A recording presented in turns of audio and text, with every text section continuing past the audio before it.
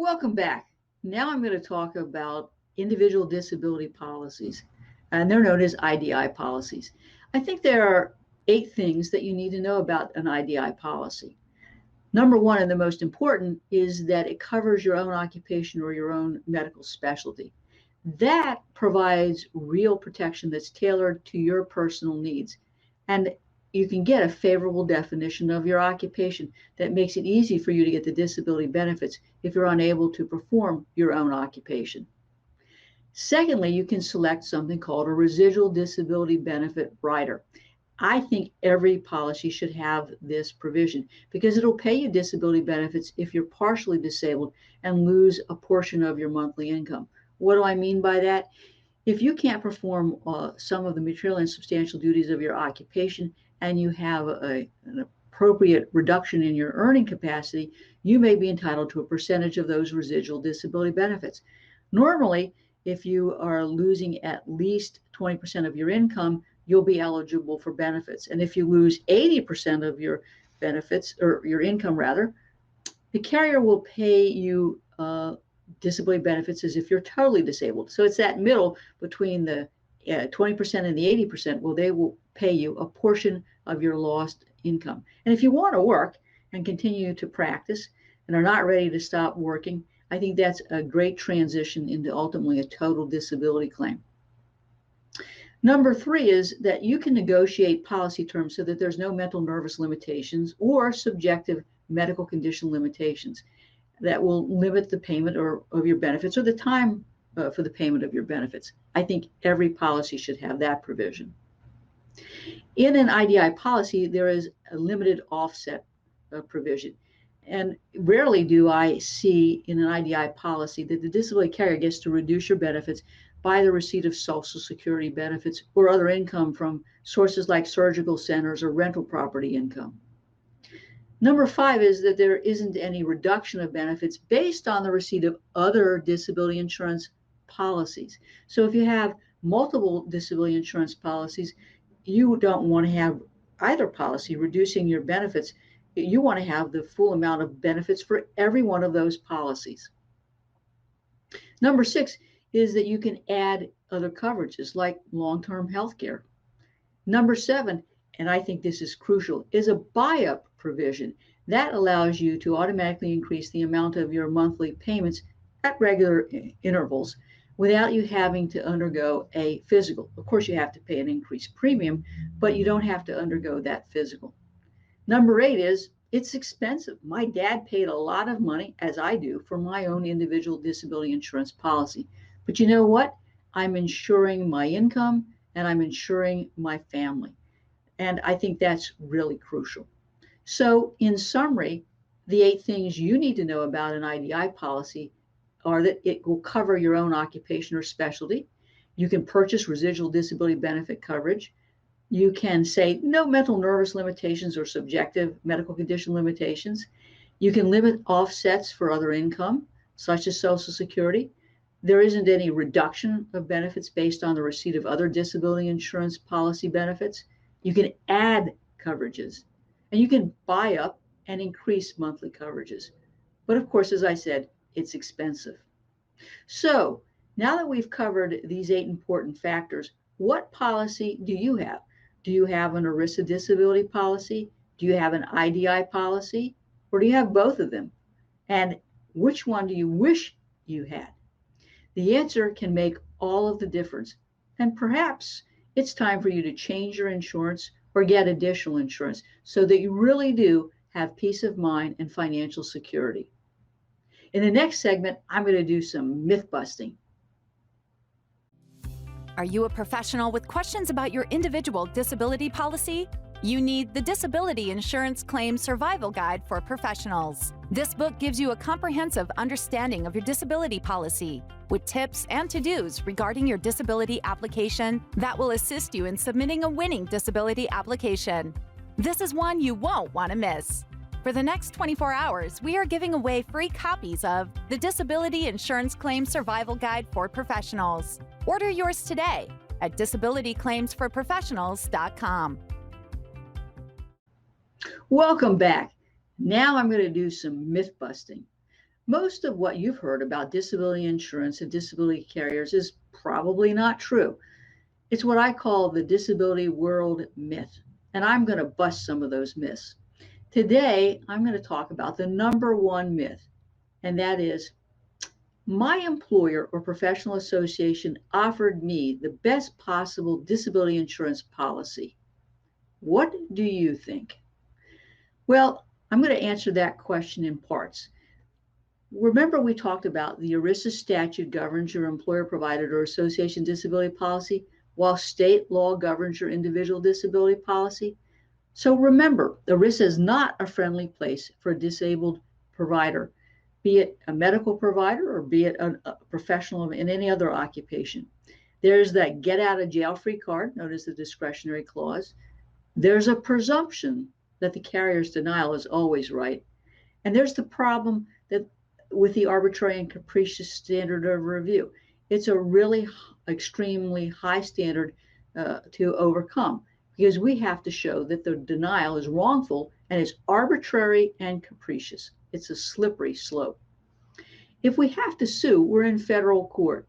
And the problem with that is there isn't any opportunity to introduce any new medical or vocational evidence. The record is closed at the time the appeal decision is made. There isn't a jury trial, and the judge can only award your back benefits. And unfortunately, and rarely, can you only get attorney's fees at the expense of the carrier if they've proved to have been arbitrary and capricious, and the judge ultimately decides that that you're entitled to a fee at their expense.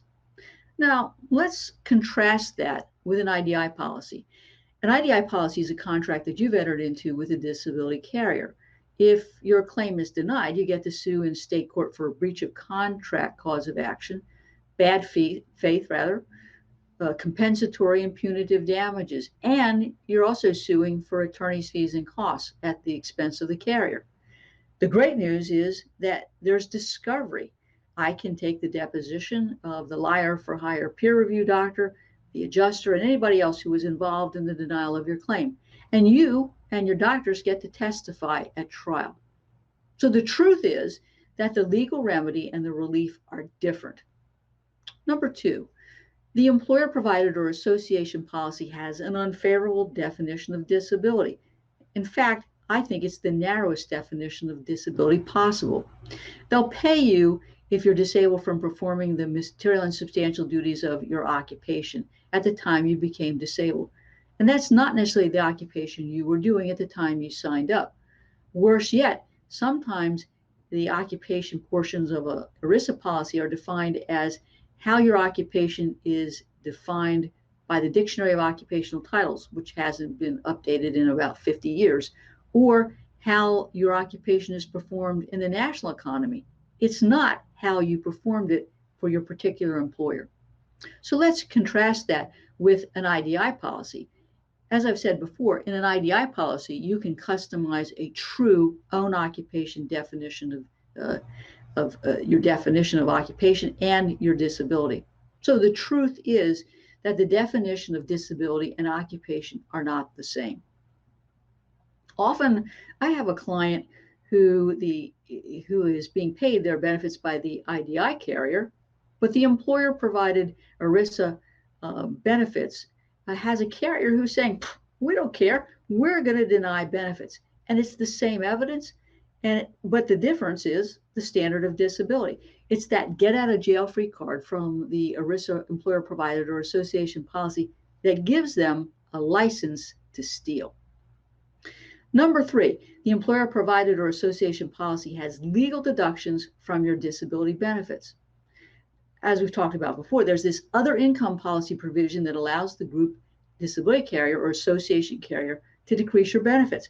It could be by the receipt of your Social Security benefits, the benefits of your children, and it doesn't matter whether or not you've actually applied or getting the benefits. The policies will say eligible for.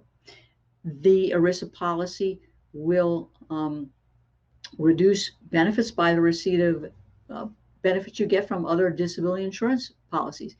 And if your disability was caused by a third party, so you were involved in an auto accident or you were involved in an accident at work, Many ERISA disability policies get the right or have the right to reduce the receipt of your benefits by whatever you get in the benefits. So if you collect PIP benefits before you settle your personal injury case, if you get workers' compensation benefits before you settle your workers' comp case, all of those benefits are used to reduce the amount of your ERISA disability benefits. And you may end up with a $100 minimum mandatory payment. Worse yet, in my view, if you're a veteran, some of these ERISA disability policies will allow the carrier to reduce your LTD benefits by what you get in veterans benefits. The end result is that these legal deductions can make your employer or group association policy worthless. So let's contrast that with an IDI policy. IDI policies rarely have deductions. So the truth is that legal deductions are like oil and water. The ERISA disability policy will often offset your IDI benefit, while your IDI policy doesn't offset your ERISA group or association disability benefits. And so at the end of the day, what you thought you had in the amount of coverage is going to end up being significantly different. And you've planned your financial well-being based on you thinking you were going to get a certain amount of disability benefits. And it's a rude awakening when you find out you're going to get significantly less because there's offsets. Number 4, the employer provided benefit or the association policy can be changed by them at any time. Yes, I said it can be changed at any time. The employer or association ERISA policy isn't customized to your needs, and the terms of the policy can be changed at any time. What you thought you had when you bought the policy may not be what you have at the time you became disabled. So let's contrast that with the IDI policy. That policy can only be changed with your agreement. And you can add riders like residual benefits or future increase options, and you can remove riders of medical conditions with, of course, the agreement of the carrier. So the truth is that an IDI policy is like a medium rare steak from Capital Grille, and an employer association ERISA policy is like a flank steak from Longhorn. Number 5, the employer provided or association policy can prohibit you from working and require you to be totally disabled to collect your benefits. So the employer or the association policy may say, look, the only way you're going to get paid is if you're totally disabled from performing the material and substantial duties of any occupation, and that you can't work in any capacity. That means no work period. You can't work in another occupation that's not your specialty. You can't work, period. Now, in an IDI policy, generally you can work in any other capacity other than your specialty. So the truth is that there's a huge conflict. It can make one or both of these policies worthless, and again, leaving you holding the financial bag. Number 6, the employer or association policy may or may not have that residual benefit provision, or it might have a residual disability clause that conflicts with your IDI policy. And in my view, the most important feature of the IDI policy is your ability to work and collect residual benefits. The problem is that, as I've said, the employer association policies may not let you work at all, or they may have conflicting standards as to how you're eligible for residual disability insurance benefits, or worse yet, they'll have different methods of calculating your before monthly income and your post-disability income as compared to the IDI policy. And that is a math mess. The good news about IDI is that it lets you work at any occupation, your occupation, and if you have sufficient loss of monies, you can get residual benefits or total disability benefits. So in my view, the truth is that the employer or association ERISA policies limit not only your ability to keep working in some capacity, but that they rarely have the same criteria for residual disability benefits or the same method of calculation, and they can cancel each other out. So, did your employer or professional association policy offer you the best disability insurance policy? My guess is when you do this analysis that the answer is going to be no. Next week, I'm going to take on myth number 2. The myth is that you're on a level playing field with a disability insurance company. In the next segment, I'm going to tell you the story of Dr. Evans and why it's crucial that you understand the definition of occupation in your disability insurance policy.